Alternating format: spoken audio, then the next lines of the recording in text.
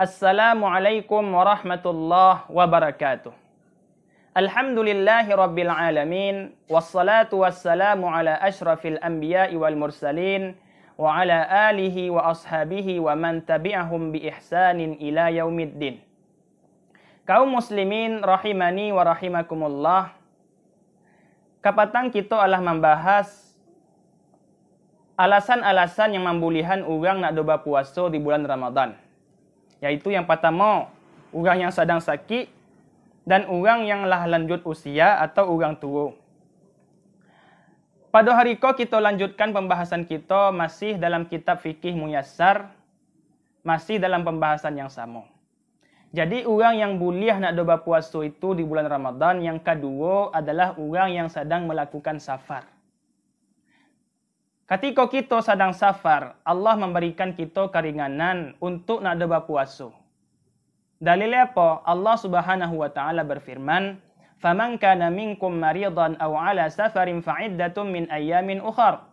Barang siapa yang sedang sakit atau sedang safar, melakukan perjalanan jauh, inyo mengganti puasanya tu di hari-hari selain bulan Ramadan. Iko dalil dari Al-Quran yang membulihan kita untuk nak doba puasa ketika kita sedang safar.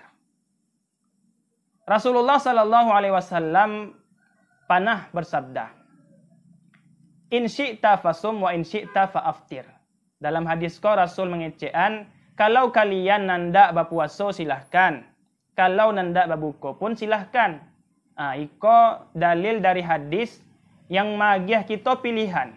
Pilihan bagi kita ketika kita sedang safar, kita boleh berpuasa, kita boleh berbuka. Jadi dia agih pilihan. Ada juga hadis yang lainnya. Nabi SAW ketika itu panah keluar pergi ke Makkah. Jadi pergi ke Makkah, dari Madinah ke Makkah pada bulan Ramadan. Sesampai Nabi di daerah yang namanya daerah Kadid, sesampai di situ Nabi berbuka puasa. Mencari Nabi berbuka puasa, para sahabat pun ikut berbuka puasa.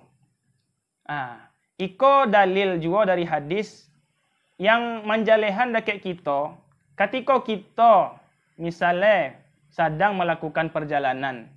Iko artinya sebelum itu Nabi Allah berpuasa. Sebelum sampai ke Kadid, berarti Nabi puasa. Dari Madinah, di tengah perjalanan, Nabi berbuka. Jadi dari Madinah itu Nabi Allah berpuasa. Sesampai ke Kadid, Nabi berbuka. Jadi artinya apa? Artinya boleh bagi kita. Misalnya dari rumah, kita Allah berpuasa pagi-pagi. Habis tu jam-jam 8 kita pergilah misalnya nandak ke bandar. Sesampai ke Belang Pidi atau sampai di Malabuh, karena sebab dan lain halnya, kita berbuka. Atau mungkin karena nak sanggup lagi, cuaca hangat, kita berbuka. Itu dibolehan oleh syariat kita. Walaupun sebelumnya adalah puasa, tetapi sampai di tengah perjalanan kita berbuka. Itu boleh. Hadis itu, dalil itu tadi, dalil ketika Nabi melakukan perjalanan ke Makkah, lalu sampai di Kadid, belum sampai ke Makkah, Nabi berbuka. Dan juga ada hadis dari Anas bin Malik. Kunna nusafiru ma'a Rasulillah sallallahu alaihi wasallam. Kece Anas bin Malik, dahulu tu kami pernah melakukan perjalanan bersama Rasul. Falam ya'ib as-saimu 'alal muftir, walal muftir 'alas saim. Jadi di antara orang-orang yang sedang melakukan perjalanan bersama Nabi itu, ada orang yang puasa, ada orang yang nak do berpuasa, kece Anas bin Malik. Orang yang berpuasa nak do mahina orang yang nak do berpuasa, dan orang yang nak do berpuasa pun nak do mahina orang yang berpuasa. Jadi iko benar-benar diagih ke lapangan dalam syariat kita. Ketika kita melakukan safar, kita benar-benar diagih pilihan. Boleh kita puasa, boleh kita nak do berpuasa. Jadi dicalik ke dalam diri kita masing-masing. Apakah sanggup kita melakukan puasa ketika kita melakukan safar itu? Kalau sanggup silahkan berpuasa.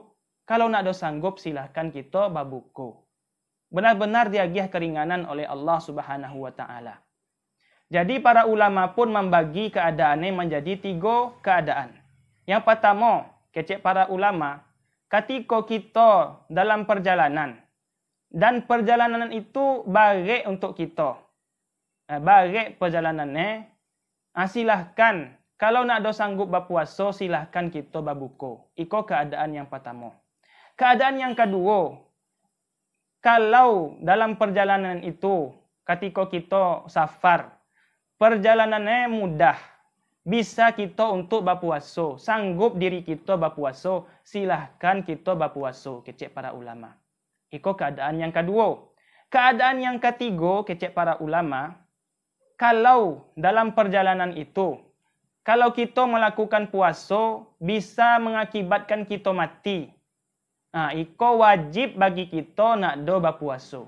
Ikolah keadaan yang ketiga yang dijalehan para ulama.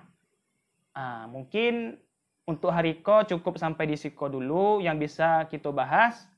Assalamualaikum warahmatullahi wabarakatuh.